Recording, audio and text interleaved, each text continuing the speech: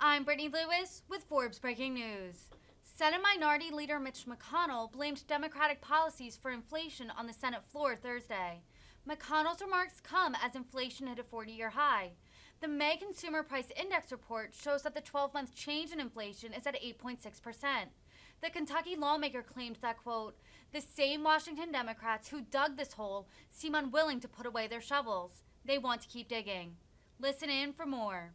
Before Democrats dumped $2 trillion on the economy last year, experts warned that such reckless spending would not just raise prices for working families, but could also trigger a full-on recession. In February of 2021, for example, a prominent economist testified right here on Capitol Hill that Democrats' runaway spending might back the Federal Reserve into a corner. It might leave the Fed no choice but to sharply raise interest rates. And that would not just slow down our economic recovery, but potentially actually shift it into reverse. Sound familiar? That's exactly what's happened right before our eyes. Yesterday, a few days after the far worse than expected inflation report for the month of May, the Fed announced the biggest interest rate hike in 28 years, the biggest interest hike in 28 years. And they signal more increases may be on the deck soon. The Fed acted too slowly on the incorrect presumption that inflation would fade away. Now that that hasn't happened, they have to make up for lost time.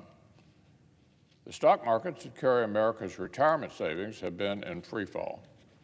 The S&P 500 has lost a full 1/5 of its value in just 6 months.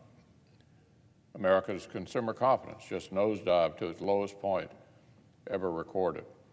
Worse than at any point during the 2008 recession, worse than the early panic over COVID.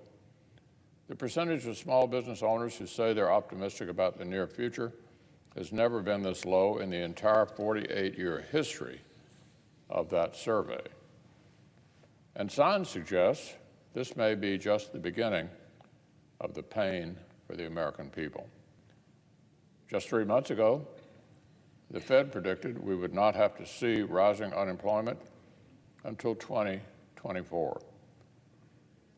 Yesterday, however, they announced they now see unemployment increasing this year, next year, and the year after that. Just between March and May, their official estimate for our country's economic growth in 2022 plummeted, listen to this, by 40%. It looks increasingly like Democrats may have driven America toward a full-on recession, may have driven our country toward a full-on recession. The term stagflation was invented to describe the most painful economic condition for workers and families. It means the worst of three worlds at once: high inflation, slow growth, and rising unemployment. Unless something changes, we all hope it does, this appears to be exactly the trajectory on which Democrats' policies have put our country.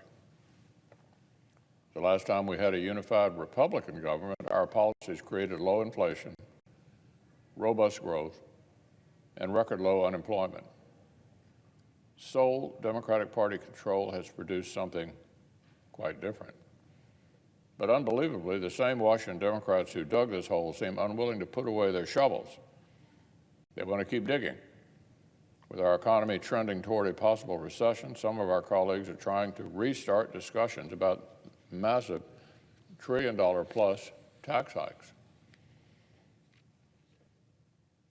It really begs belief. Democrats spent 2021 trying to respond to inflation with even more reckless spending, and now they are spending 2022 trying to respond to a looming recession with gigantic tax hikes. This is utter nonsense. Unbelievable. Democrats have quite likely inflated their way into a recession, and now they want to pile on historic tax hikes and make it worse. In every poll, in every survey, the American people make their views of the Democratic economic policies crystal clear. For the sake of the country, let's hope our colleagues remember the first rule of Holds and stop digging. Now, on a related matter, tomorrow President Biden will host the Major Economies Forum on Energy and Climate. Meanwhile, working Americans will continue to face the consequences of his disastrous energy and climate policies. While President Biden and his team have declared a holy war on America's domestic production, average gas prices have soared to over $5. By August, they're projected to hit $6.20. Diesel, which literally drives our economy, is now at an all-time high. Natural gas is up 30.2%. Fuel oil is up 106.7%. Groceries, which overwhelmingly rely on diesel semis to get to supermarket shelves, are up nearly 12% compared to last year.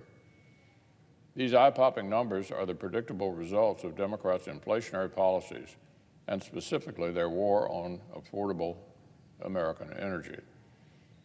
Well, the American people continue to tell Democrats they're not interested in buying fantastic green boondoggles when they can barely afford the essentials today. According to one recent poll, more than half of Americans are very or extremely concerned about how grocery prices are affecting their household's financial situation. Nearly two-thirds feel that same way about gas prices. But Washington Democrats are still in staggering disarray over how and even whether to clean up the mess they've made. Some, like the administration's climate czar, John Kerry, are still in denial. He said recently, quote, "We absolutely don't, John Kerry, we absolutely don't need to ramp up oil and gas production." Instead, he insisted we have to transition to electric vehicles about 20 times faster than we are now. Americans continue to report that just affording gas has become a daily hardship. From the former senator from Massachusetts says folks in places like Kentucky, the solution, just buy an expensive electric car. Now, some administration officials are willing to acknowledge the problem, just not its source. The American people continue to hear about a so-called Putin price hike, even though the gas was already up nearly 50% since President Biden took office at the time Russia launched the war.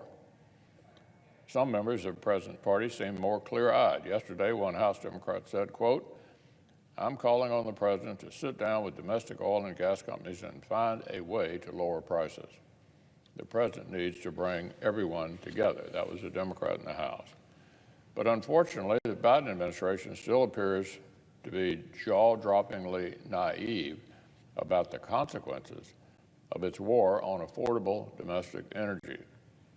As energy prices continue to skyrocket early this year, the White House reportedly insisted production could just be turned back on with the flip of a switch. According to one analyst, quote, they thought shale oil production could grow sharply in the near term, like in a matter of months or quarters. They were shocked to learn that that's like asking for blood from a stone. Of course, Democrats' misunderstanding hasn't stopped them from trying to use American energy producers as a scapegoat. Yesterday, the White House press secretary insisted, quote, "We've done our part," she said. "We need oil companies to act." Really? That doesn't pass the lab test.